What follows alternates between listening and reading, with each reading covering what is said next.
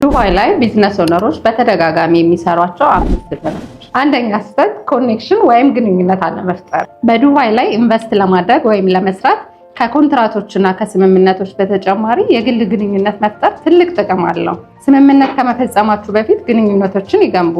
በዛውም እምነት ምን ያህል ከግብይት እንደሚቀድም ይረዳሉ።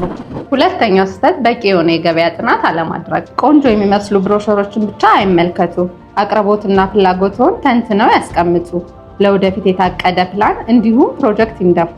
በተጨማሪም በአካባቢው ያለውን የህዝብ ፍላጎት እና ገበያ ያጥኑ። ሶስተኛ ስህተት ጥልቅ ምርምር ወይም ፕሮፐር ሪሰርች አለማድረግ። ለምሳሌ ቢዝነስ ለመጀመር ትክክለኛ የሆነ አማካሪን በማግኘት የፍሪ ዞን እና የሜንላንድ የንግድ ምዝገባ አሰራሮችና ልዩነቶችን ለማወቅ ይረዳቸዋል። አራተኛ ስህተት የሚያወጡትን ወጪዎች አለመረዳት። ይህም ማለት በሜንላንድ እና በአንዳንድ የስራ ዘርፎች ላይ የሚያወጡት የታክስ ወጪ ሲሆን ለምሳሌ $120,000 በላይ ትርፍ የሚያገኙ ከሆነ 9% ኮርፖሬት ታክስ ይከፍላሉ። ነገር ግን በአንዳንድ የስራ ዘርፎች ላይ በ0% ታክስ መስራት ይችላሉ።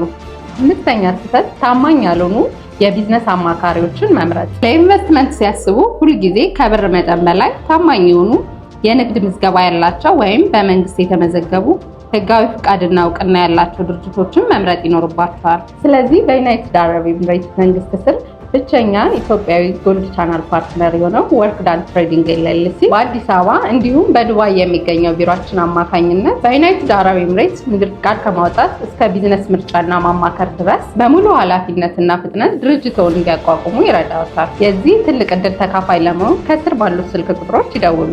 እንዲሁም በአዲስ አበባና በዱባይ በሚገኘው ቢሮአችን በአካል መምጣት ይችላሉ።